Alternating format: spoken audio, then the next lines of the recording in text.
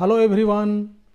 26 दिसंबर 1991 का वो दिन था।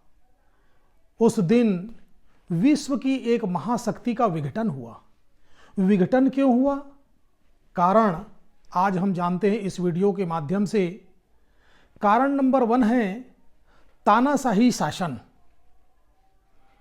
1922 से 1991 के बीच एक ही पार्टी का शासन था, कम्युनिस्ट पार्टी का। लोग 69 वर्षों में ऊब से गए थे, क्योंकि जो कम्युनिस्ट पार्टी के शासक थे, जो नेता थे और जो नौकरशाह थे, उनका जीवन स्तर काफी ऊंचा था और जनता का जीवन स्तर बहुत ही नीचे था। इस पार्टी में किसी का कोई नियंत्रण नहीं था, क्योंकि जनता की चुनी हुई सरकारें नहीं थी और वो निरंकुश थे। 69 वर्षों तक लगातार कम्युनिस्ट पार्टी के शासन से लोग हताश से हो गए थे, क्योंकि लोगों को अपना विकास दिख नहीं रहा था। इसलिए वो सोवियत संघ को भंग करना चाहते थे, सोवियत संघ के साथ रहना नहीं चाहते थे। एक कारण पहला ये है। दूसरा कारण था लोकतंत्र का अभाव। लोगों की चुनी हुई सरकार नहीं होने के कारण लोगों की भावनाओं को सरकार सुनती नहीं थी, उनको विचार व्यक्त करने की अभिव्यक्ति नहीं थी। लोग जो हैं चुटकुले या कार्टून के माध्यम से सरकार का विरोध करती थी, लेकिन सरकार उस विरोध को अपने दमनकारी नीतियों से उसको दबा देते थे। जनता उस दमनकारी नीति का लगातार विरोध करती थी, लेकिन उसका परिणाम कुछ भी नहीं निकला। तीसरा कारण था उत्तरदायित्व का अभाव।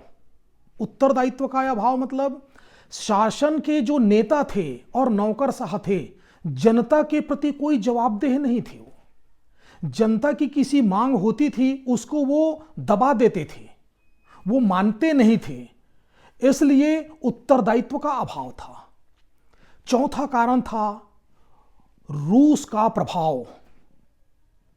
रूस के अतिरिक्त अन्य 14 गणराज्य भी उसमें शामिल थे सोवियत संघ में, लेकिन सत्ता का केंद्रीकरण रूस में होता था।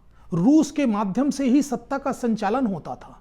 तो 14 अन्य गणराज्य के जो नागरिक थे वो अपने आप को उपेक्षित महसूस करते थे, इसलिए वो रूस से अलग होना चाहते थे। पांचवा कारण था संसाधनों का दुरुपयोग। संसाधनों का दुरुपयोग कैसा हुआ? सोवियत संघ में जितने भी संसाधन थे, उन संसाधनों का अधिकांश हिस्सा हथियार बनाने में खर्च होता था। अमेरिका का बराबरी करना है, अमेरिका को समय समय पर टक्कर देना है, इसलिए अमेरिका अपना हथियार बनाते थे, हथियारों का होड़ रखते थे, तो रूस उसको टक्कर देने के लिए हथियारों का जखीरा रखते थे। और पश्चिमी यूरोप के जो देश थे, पिछलग्गू देश, जिनको सोवियत संघ जो है आर्थिक मदद कर रहे थे, और आर्थिक मदद कोई 1-2 साल नहीं था। द्वितीय विश्व युद्ध के बाद, द्वितीय विश्व युद्ध की समाप्ति तक 6 वर्ष 1 दिन तक उनको लगातार मदद करते रहे। परिणाम क्या हुआ?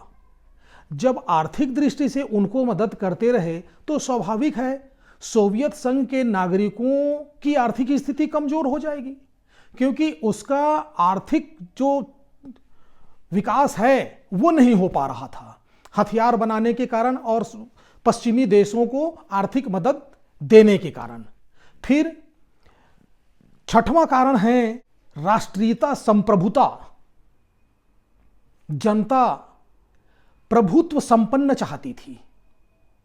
14 जो अन्य गणराज्य के नागरिक थे, वो अपने अपने देश को प्रभुत्व संपन्न करना चाहते थे। उसमें राष्ट्रीयता की भावना जागृत होने लगी थी, लेकिन वो सोवियत संघ के साथ रहकर अपनी राष्ट्रीयता की भावना प्रदर्शित नहीं कर पा रही थी, क्योंकि उनके अपने देश का विकास नहीं हो पा रहा था। सोवियत संघ जितना विकास प्रॉपर रूस का कर रहे थे, उतना विकास ये 14 गणराज्य का नहीं हो रहा था।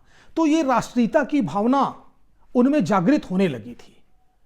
7वां कारण था औद्योगिकरण का पिछड़ापन, औद्योगिकरण का विरोध करने के कारण कृषि के क्षेत्र में विकास नहीं हो पा रहा था और कृषि पश्चिमी देशों की तुलना में बहुत पिछड़ गया था।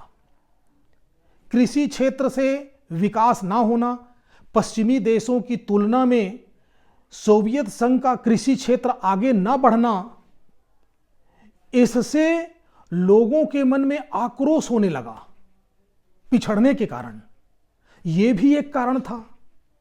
और 9वां कारण है जीवन स्तर।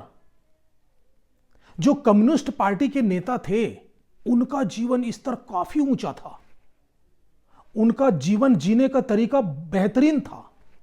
उनके अधिकारी, उनका भी जीवन स्तर बहुत ऊंचा था, लेकिन वहां पर रहने वाले नागरिक, उनका जीवन उतना ही निम्न था, उनका जीवन स्तर उतना ही निम्न था। उनको खाने पीने की उपभोक्ता वस्तु नहीं मिल पा रही थी।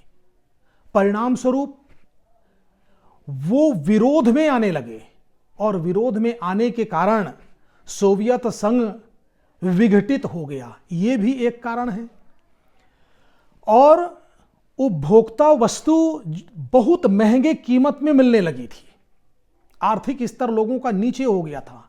बेरोजगारी, भूखमरी, ये बहुत सारे कारण थे। फिर संसाधनों का राष्ट्रीयकरण। सोवियत संघ में जितने भी संसाधन थे वो राष्ट्र की संपत्ति थी। कृषि, उद्योग, ये पब्लिक प्रॉपर्टी नहीं थी।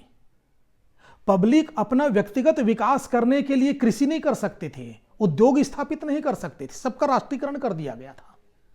और लोगों को जो न्यूनतम आवश्यकताएं थी, उन न्यूनतम आवश्यकताओं को सरकार के द्वारा पूरा किया जाता था। इससे भी लोगों के मन में हताशा होने लगी। और अंतिम कारण था गोर्बाचोव द्वारा किए गए जो विकास गति है वो बहुत ही धीमी थी।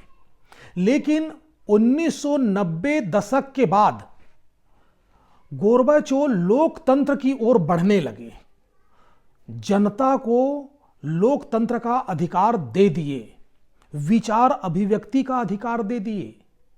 उन्होंने यह कह दिया कि सरकार की आलोचना आप पेपरों के माध्यम से कर सकते हैं, पेपरों में प्रकाशित करवा सकते हैं, आप लिख सकते हैं, आप वोट डाल सकते हैं, आपको सरकार की चाहे जितनी आलोचना करना हो कर सकते हैं, आपको कोई जेल में बंद नहीं किया जाएगा, न आपकी हत्या की जाएगी। इस प्रकार जो है वो तानाशाही शासन जो था, वो तानाशाही शासन का वो लगभग अंत कर दिया। तो इससे क्या हुआ, लोगों का ज्वार उमड़ पड़ा और सरकार की भर भर की आलोचना करने लगे। इतना आलोचना करने लगे कि कम्युनिस्ट पार्टी के नेता भी गोर्बाचेव के विरोध में हो गए। और जब गोर्बाचेव छुट्टी मनाने अपने घर गए हुए थे मास्को से दूर, वहां पर उसको 3 दिन तक नजरबंद कर दिया गया। और उसके बाद यहां सत्ता परिवर्तन का प्रयास किया गया।